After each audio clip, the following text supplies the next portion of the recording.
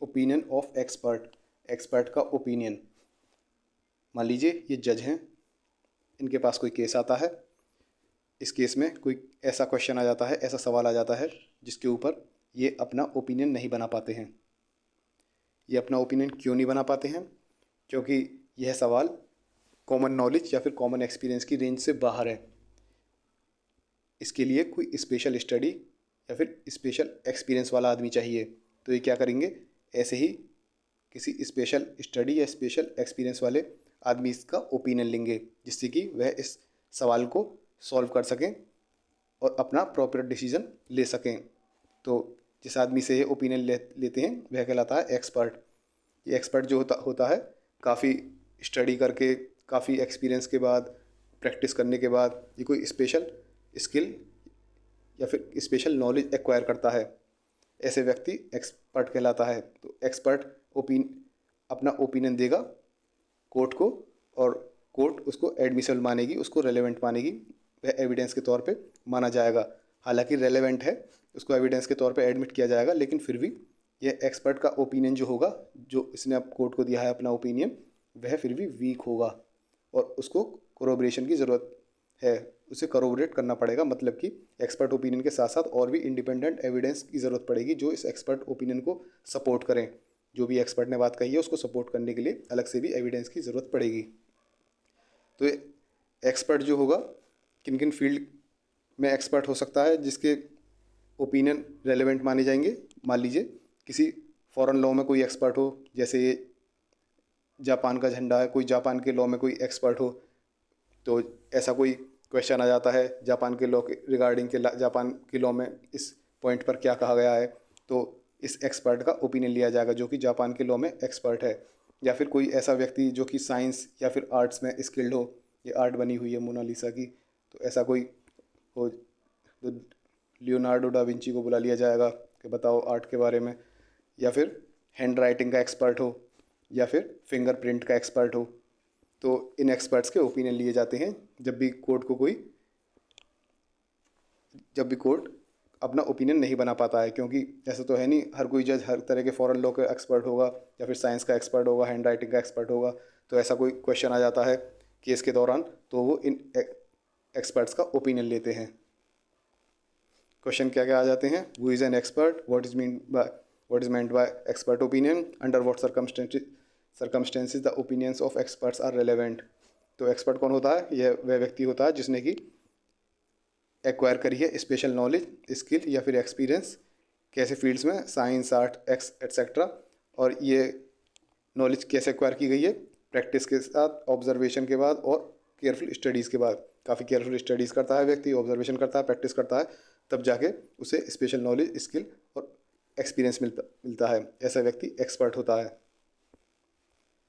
और ऐसे व्यक्ति का ओपिनियन एक्सपर्ट ओपिनियन कहलाएगा। जनरल रूल क्या कहता है, जनरल रूल जो है लॉ में ये है कि opinion of third person is relevant and therefore admissible. कोई थर्ड पर्सन है, उसका ओपिनियन जो है इरेलेवेंट माना जाता है, रेलेवेंट नहीं माना जाता और उसे एविडेंस के तौर पे एडमिट नहीं करते। लेकिन कुछ सर्टेन केसेस आ जाते हैं जहाँ पर कोर्ट इस पोजीशन में नहीं हो पाता कि वह करेक्ट ओपिनियन बना पाए। क्यों, ऐसा क्यों होता है?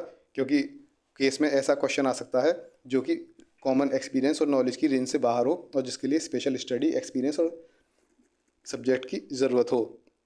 तो ऐसी कंडीशन में जनरल रूल को रिलैक्स कर दिया जाता है। जो जनरल रूल था कि थर्ड पर्सन का ओपिनियन नहीं चलेगा, उसको रिलैक्स कर दिया जाता है और एक्सपर्ट ओपिनियन जो होता है इसको एडमिट कर लिया जाता है। एक्सपर्ट थर्ड पर्सन है, एक्सपर्ट ने तो किसी को हैंड राइटिंग करते हुए देखा नहीं, उसके पास तो जो नॉलेज है हैंड राइटिंग की, उसके बेसिस पे अपना फैसला दे सकता है।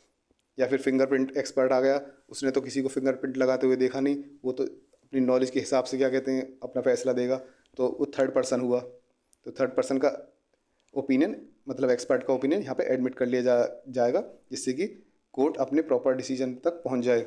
क्योंकि अगर इसका ओपिनियन नहीं लिया तो कोर्ट अपने प्रॉपर डिसीजन तक कैसे पहुँचेगी। सेक्शन 39(1) डील करता है ओपिनियन ऑफ एक्सपर्ट से, और ये इस ओपिनियन ऑफ एक्सपर्ट्स को, एक्सपर्ट के ओपिनियन को रेलेवेंट फैक्ट बनाता है। सेक्शन 39(1). एक्सपर्ट ओपिनियन कब रेलेवेंट होता है? एक्सपर्ट के ओपिनियन को एडमिट करने से पहले दो प्री रिक्वायरमेंट्स हैं जो फुलफ़िल होनी चाहिए। एक तो जो सब्जेक्ट होना चाहिए ऐसा होना चाहिए जिसमें एक्सपर्ट का ओपिनियन ज़रूरी है। अब मान लीजिए कोई लॉ का ही क्वेश्चन आ गया तो एक्सपर्ट को, कोई इंडिया के लॉ का ही क्वेश्चन आया तो किसी एक्सपर्ट के ऐसे ओपिनियन की ज़रूरत, जज साहब खुद पढ़े हुए होंगे उस लॉ को। एक्सपर्ट लॉ के ओपिनियन, एक्सपर्ट के ओपिनियन की जब ज़रूरत पड़ेगी, मान लीजिए कोई फॉरेन लॉ है, जापान का, यूएस का, कहीं का है, उसके लिए एक्सपर्ट की ओपिनियन की ज़रूरत पड़ जाएगी। या फिर कोई साइंस का क्वेश्चन है या फिर कोई फॉरेंसिक्स वगैरह ऐसा कुछ हो, उसके लिए पड़ता है। तो ऐसा सब्जेक्ट ऐसा होना चाहिए जिसमें एक्सपर्ट की ओपिनियन की ज़रूरत है भी। और दूसरी रिक्वायरमेंट जो एक्सपर्ट ओपिनियन विटनेस के तौर पे आया है वो सच में ही एक्सपर्ट होना चाहिए, ये नहीं ऐसे ही हो, एक्सपर्ट ही होना चाहिए वो, और ट्रूथफुल भी हो।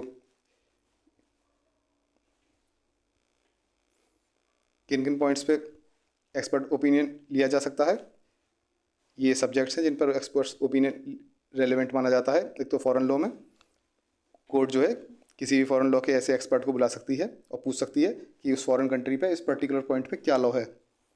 या फिर साइंस और आर्ट में कोई व्यक्ति स्किल्ड है तो उसका ओपिनियन भी एडमिसिबल माना जाएगा। जैसे मान लीजिए कोई वर्क्समैन वगैरह, कोई वर्कर वगैरह कंपनसेशन एक्ट के अंतर्गत कंपनसेशन मांगता है कि मैं डिसेबल हो चुका हूँ, मैंने अपनी अर्निंग कैपेसिटी लॉस कर दी है, तो यहाँ पर मेडिकल ऑफिसर उसका एविडेंस माना जाएगा, क्योंकि मेडिकल ऑफिसर वह जांच करेगा हाँ कितनी डिसेबिलिटी वगैरह है, और मेडिकल ऑफिसर एक्सपर्ट होता है मेडिकल साइंस के फील्ड में, उसका ओपिनियन रेलेवेंट है। ऐसे ही हैंड राइटिंग एक्सपर्ट के कोई डॉक्यूमेंट की उसी व्यक्ति किस व्यक्ति के हैंड राइटिंग में है, तो इसके लिए कोर्ट हैंड राइटिंग एक्सपर्ट को बुलाएगी और उसका ओपिनियन एडमिसिबल होगा। फिंगर इम्प्रेशंस, फिंगरप्रिंट एक्सपर्ट जो है उसका ओपिनियन भी एडमिसिबल होता है और उसका हैंड राइटिंग एक्सपर्ट के ओपिनियन से ज़्यादा सुपीरियर कंसीडर किया जाता है। केस लॉ लिखना हो तो ये आ जाएगा आपका एक्सपर्ट ओपिनियन की कितनी वैल्यू होती है। ये केस लॉ में कोर्ट ने क्या क्या बताया है इसके बारे में। S Gopal Reddy versus state of Andhra Pradesh वाले केस में कोर्ट ने कहा है कि एक्सपर्ट एविडेंस जो है यह वीक टाइप ऑफ एविडेंस है और कोर्ट इसको कंक्लूसिव नहीं मान सकती, इसलिए इस पर रिलाई करना, टोटली इसी पर रिलाई करना सेफ नहीं है। बिना इंडिपेंडेंट और रिलायबल कोरोबरेशन की ज़रूरत पड़ती है एक्सपर्ट ओपिनियन के साथ साथ। एक्सपर्ट ने अपना ओपिनियन तो दे दिया, लेकिन केवल इसी पे ही रिलाई नहीं करना, बाहर से इंडिपेंडेंट अलग से सबूत चाहिए जो इसको सपोर्ट करते हों। इसलिए हम कह सकते हैं कि expert opinion is a weak piece of evidence which does not bind the court unless supported by other independent evidences. यह हो गया आपका एक्सपर्ट ओपिनियन। रिवीजन के लिए नोट्स चाहिए तो आपको वेबसाइट desillb.com पे मिल जाएंगे।